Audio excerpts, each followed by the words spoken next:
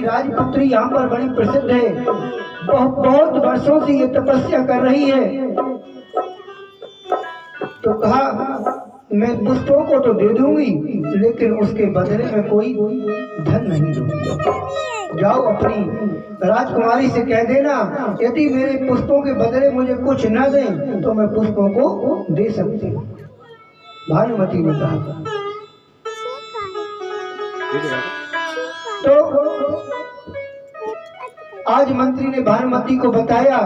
भानुमति आज स्वयं जा रही है और जाकर के सबर और सबरी जहाँ पर पुष्प बेच रहे हैं वहाँ पर बड़े साधारण रूप में खड़ी हो गई और कहा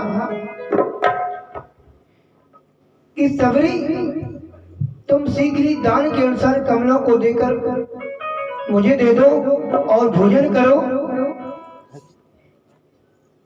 और अपनी पाप बुद्धि के कारण। सबरी ने कहा, हे देवी, मैंने अपनी पाप बुद्धि के कारण भोजन नहीं किया और पुण्य का संग्रह करना चाहती हूँ। मैंने सुना है यहाँ पर पुण्य एकत्रित होते हैं और ऐसा करिए, एक कमल पुष्प हमें दे दीजिए और कमल पुष्प के बदले एक सांख रूप से हम आपको अन्न का दान देंगे, अन्न देंगे। बोली महारानी,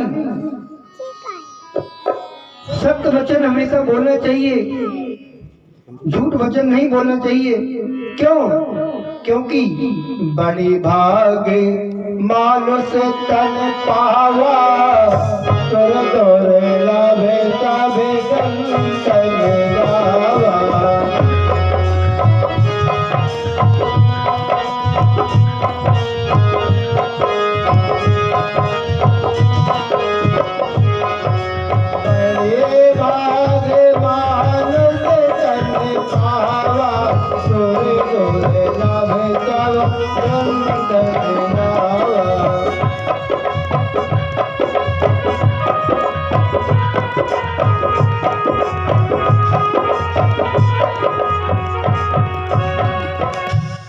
हे महारानी, बड़े भाग्य से ये मनुष्य तन मुझे मिला है और मनुष्य तन मिलने के बाद भगवान की ऐसी कृपा हुई कि मैं इस फूल पानी क्षेत्र में कमल पुष्प को बेचने के लिए आई। मुझे पता चला कि आज एकादशी की तिथि है, इसलिए मैंने भोजन और जलपान भी नहीं किया। आज मैंने निश्चय कर लिया है कि इन कमल पुष्पों को मैं बिना मूल्य के, बिना धन लिए ही विक्रय करूंगा। कहा कि फल और पुष्पों का कोई मूल्य चाहती नहीं हूँ। भानुमति ने कहा, तुम अपनी इच्छा के अनुसार जितना चाहो उतना मैं तुम्हें धन दे सकती हूँ और जितना अन्न चाहो मैं अन्न भी दे सकती हूँ। हे कल्याणी, देवकार्य की सेवा के लिए मैं ये पुष्प लेना चाहती हूँ, लेकिन बिना पैसा, बिना मूल्य दिए मैं ये पुष्प नहीं ले सकती, क्योंकि भाग्यशाली वो होते हैं जो कुछ मूल्य दे करके और पुष्पों को ले जाकर के भगवान पर चढ़ाते हैं, जिससे दोनों का प्रतिपाल हो जाता है। संपूर्ण जगत ये चराचर सत्य है, सबरी ने कहा। महारानी, इसलिए मैं सत्य बोलना चाहती हूँ। सत्य से ही सूर्य तपते हैं, सत्य से ही अग्निदेव अपनी ज्वाला को प्रकट करते हैं और सत्य से ही ये धर्म टिका हुआ है। भगवान विष्णु की श्रद्धा से मैंने ये निश्चित कर लिया है, जो मैंने वचन बोले हैं वही करके रहूंगी। रानी, तो पुष्प ले जाओ और भगवान विष्णु को श्रद्धा पूर्वक चढ़ाओ, आपको कोई दोष नहीं लगेगा। ब्राह्मणों के बताए हुए मार्ग पर अगर चल जाए तो शास्त्र कहते उस पे कोई दोष नहीं लगता, लेकिन वेद पाठी ब्राह्मण। तो कहा कि ब्राह्मणों के वचनों के अनुसार कोई दोष नहीं लगता है। कुछ साग, दूध, गंध, पुष्प, अक्षर, दही, शहद आप भेंट में ले जाइए और पुष्प ले जाकर के भगवान को चढ़ाएं। वन में से पुष्प जो ले जाता है, उद्यान में से जो पुष्प ले जाता है, तो ये पुष्प जो भगवान को चढ़ाए जाते हैं मध्यम श्रेणी के माने जाते हैं। जैसे माताएं गई मैया को जल चढ़ाने के लिए, वहीं पर देखा कि फूल लगे हुए हैं, वहीं से फूलों को तोड़ा और मैया को भेंट कर दी। तो तेरा तुझको अर्पण क्या लागे तेरा,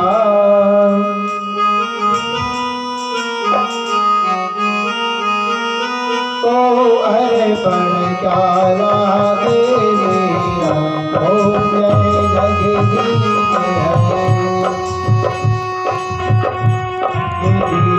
हरे, स्वामी जय जगदीश हरे। भक्त जनों के संकट, दास जनों के संकट, क्षण में दूर कर, स्वामी जय जगदीश हरे।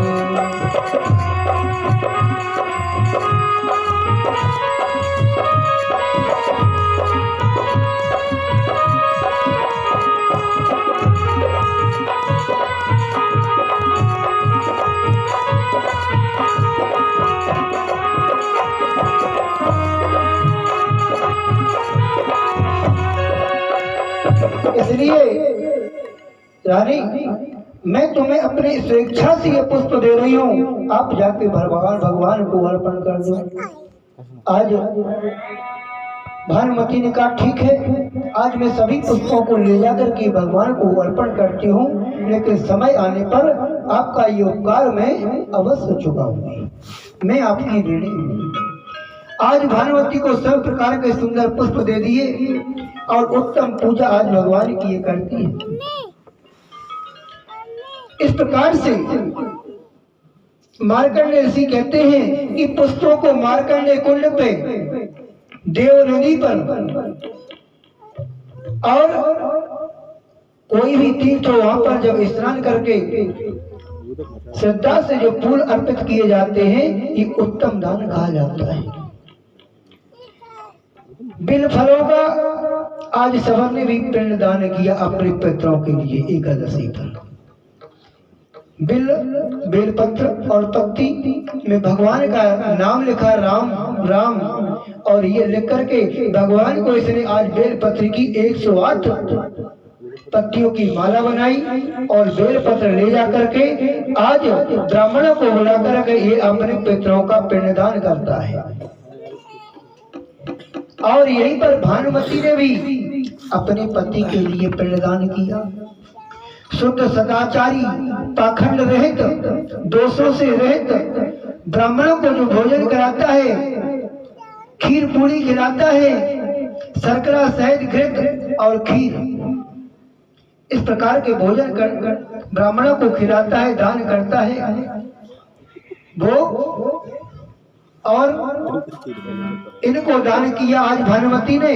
और क्या किया, खड़ाऊ, जूते, छत्र, सैया अर्थात चारपाई, या जैसे आप पलंग पर सोते हो वैसा पलंग, इस प्रकार से सैया, और जिस वाहन से चलते हो वो वाहन, जो जैसी श्रद्धा हो उस श्रद्धा से वेद पाठी ब्राह्मण को दान करना चाहिए। आज ये दान किए स्वर्ण रत्न, धन और पृथ्वी को जो दान करता है वो स्वर्ग का अधिकारी होता है। और जिसके संतान ना हो, जिसके संतान ना हो, शंकर भगवान कहते हैं उसको स्वर्ण का दान करना चाहिए। और जो ब्रह्मा विद्या देने वाला हो उसको अपनी विद्या का दान करना चाहिए। संसार से डरा हुआ व्यक्ति अगर इस तीर्थ में आता है तो पापों से छूट करके ब्रह्म हत्या भी उसको हट जाती है।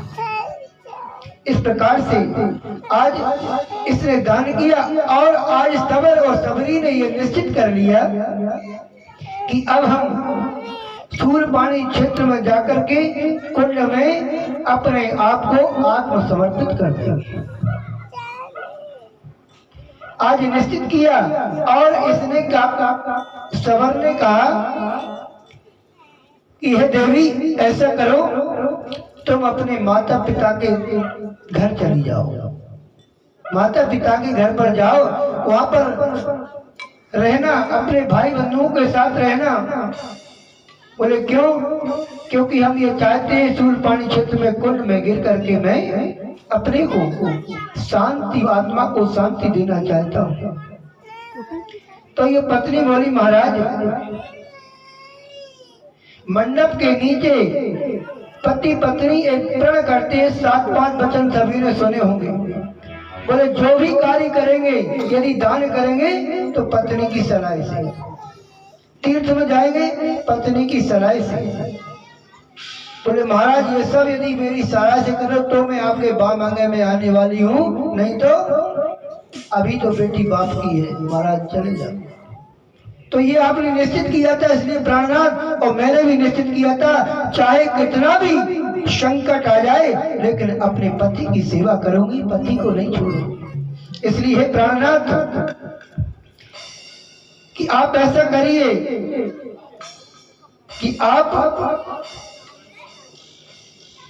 मैं अर्धांगिनी हूं तुम्हारी,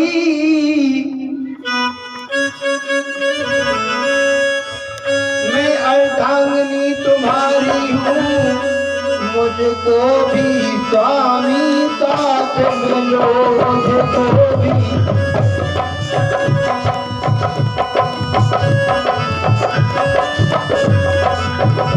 मैं प्रार्थना तुमसे करती हूँ, तेरा भी हाथ हाथ में।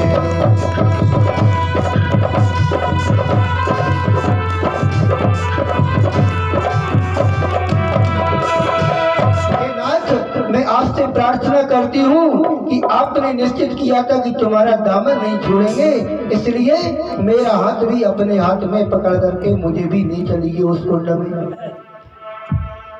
अब ये दोनों प्राणी कुंड में पहुंच गए। कुंड के ऊपर पर्वत के शिखर पर खड़े हैं और वहां से निश्चित किया कि मैं गिरना चाहता हूँ। इतने में ही वो भानुमती आ गई। भानुमती ने आवाज दी, अरे सबरी रुको, तुम इस प्रकार से अपने प्राणों की आहुति क्यों दे रही हो? आज ये रुक गई और रुक करके भानुमती ने कहा कि क्या कारण है, किस प्रकार से तुम उदास हो, क्यों रो रही हो? सबरी ने कहा, देवी, मैंने पता नहीं कितने जन्मों में पाप किए और आज इस जन्म में भी मैंने जाने कितनी प्रकार की हत्याएं की है। सबर सबरी दोनों कह रहे हैं, विभिन्न प्रकार का पाप मुझ पर लगा है। इस क्षेत्र में आकर के यदि जो कुंड में स्नान करता है, यहाँ पर जो शरीर छोड़ता है वो स्वर्ग का वासी होता है, उसके पितृ तुल्य सभी स्वर्ग के अधिकारी हो जाते हैं। इसलिए मैंने निश्चित किया है, रानी मुझे रोको नहीं, मैंने विभिन्न प्रकार की गरीबी भोगी है, अब मैं और अधिक गरीबी भी नहीं भोग सकती। स्त्री के वचन सुनकर के आज भानुमती को दया आ गई। भानुमती ने कहा, चिंता मत करो, तुम्हें स्वर्ग का ही अधिकारी बना दूंगी, लेकिन अपने प्राणों का अंत मत करिए। लेकिन इसने कहा, रानी, ये जो तन है ये नश्वर है और मैं अब अधिक रुकना नहीं चाहती। विशेष इच्छा की तो आज भानुमती ने आज्ञा दे दी और भगवान से प्रार्थना करती है कि मैं तो जपूं सदा तेरा नाम, दयालु दया करो।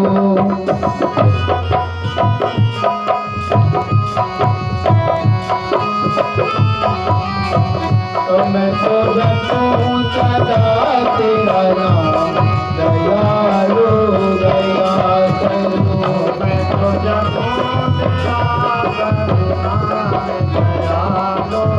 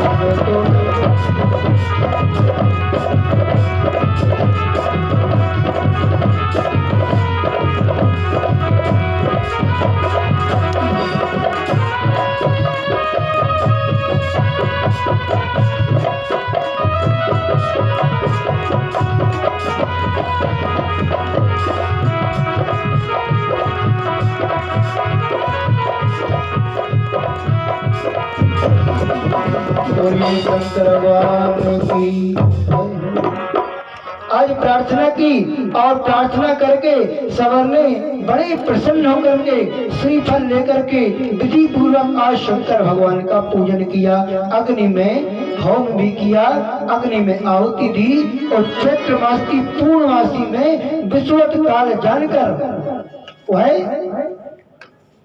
उस सूर्यपाली के शिखर पर्वत से कुंड में दोनों प्राणी हाथ में हाथ पकड़ करके गिर पड़ी। भानुमती ये सब देख रही थी और जब कुंड में गिरे तो इनका शरीर विदीर्ण हो गया।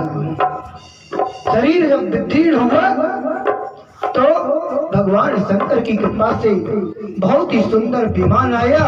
वो विमान पर ये दिव्य शरीर को लेकर के आज दोनों प्राणी विमान पर बैठ करके भगवान शंकर का गुणगान करते हुए शिवलोक में गमन कर गए। और ये कैलाशवासी शंकर भगवान की जय। ये जब भानुमती ने देखा तो आज भानुमति आश्चर्य में पड़ गई हो। भगवान की ऐसी कृपा कि पापी से भी पापी, जिन्होंने कई जन्मों में पाप किया और इस जन्म में भी जाने कितने प्राणियों का शिकार करके अपने भोजन का आहार बनाया और इस क्षेत्र में आकर के उसका भी कल्याण हो गया। तो आज भानुमति ने निश्चित किया, अर्थ धर्म काम मोक्ष चारों पदार्थ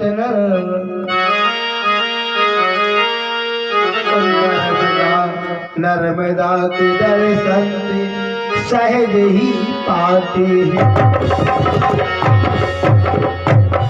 जाने अनजाने में श्री नर्मदा सलिल सहाय, पृथ्वी के मानव संतोष मोक्ष पाते हैं। जाने अनजाने में भी यदि सूर्यपानी क्षेत्र में व्यक्ति पहुंच जाता है तो मोक्ष को प्राप्त कर लेता है। भानुमति ने कहा, ईश्वर को याद किया, भानुमति जालोप्या भोगे भुक्त से कहा, भुक्ता सुखा मास्ताय तदनम परिणाम।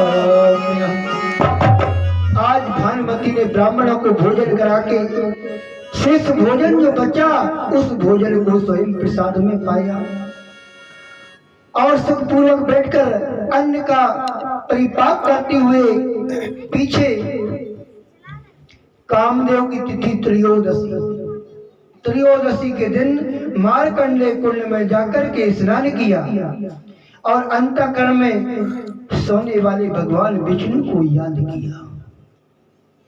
विष्णु को याद करके आज विष्णु के चरणों को धुला रही है, जल से चरणों को बड़े प्रेम से सहला रही है। ऐसा लग रहा है जैसे मूर्ति में आज भानुमति को भगवान दिखाई दे रहे हो, आज चरणों को जल से धुला रही है। और वहीं पर रात्रि का जागरण करती है और गीत गाती जा रही है।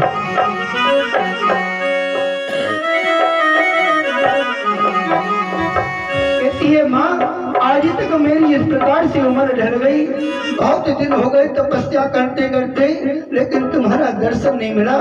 ये माँ आज मेरी इस पुकार को सुन लो प्रभु। कहती है, अरे चली जा रही है उम्र धीरे धीरे,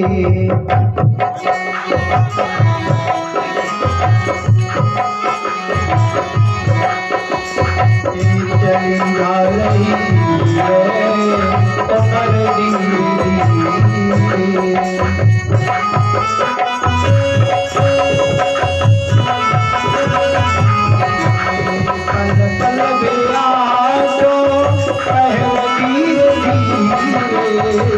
पल पल गया था पहल धीरे धीरे, चली जा रही है उम्र धीरे धीरे, चली जा रही है उम्र धीरे धीरे।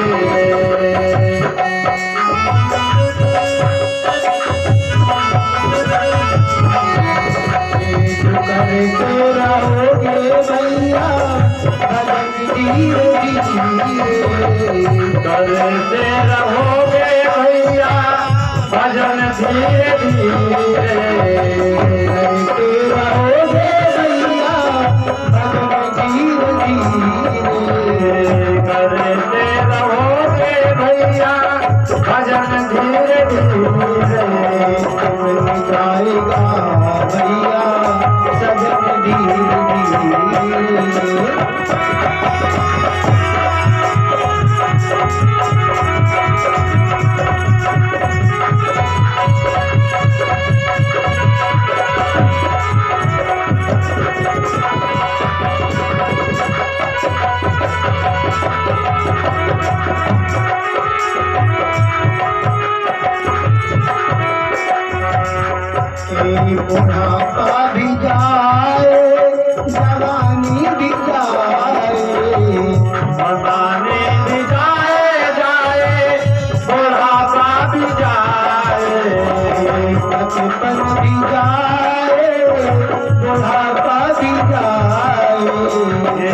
जीवन भी जाए तेरा बुढ़ापा भी जाए बुढ़ापे में रोका भैया असर धीरे धीरे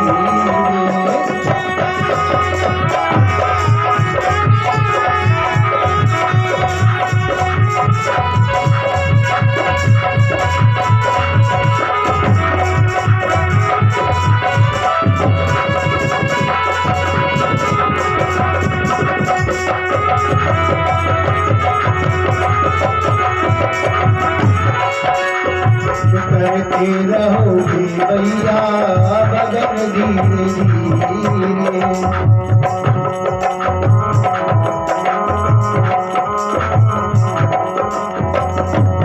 करते रहोगे भैया तुम धीरे धीरे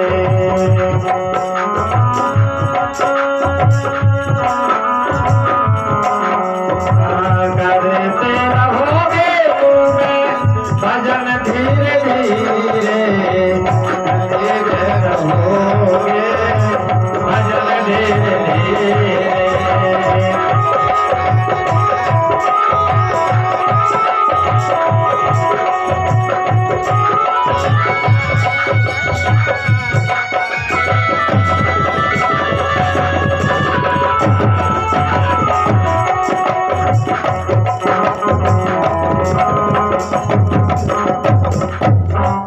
बोलिए सदगुरुदेव भगवान की जय। आज भानुमति ने ये सब करके आज निश्चित कर लिया कि मैं भी धैर्य धारण करके ईशान कोण से पर्वत की चोटी से इसी कुंड में अपने जीवन का अंत कर दूं। अपने मंत्रियों को बुलाया और मंत्रियों को बुला करके कहा, हे मंत्रियों सावधान होकर के सुनो, सावधान होकर के सुनो, मेरे माता पिता से कहना क्या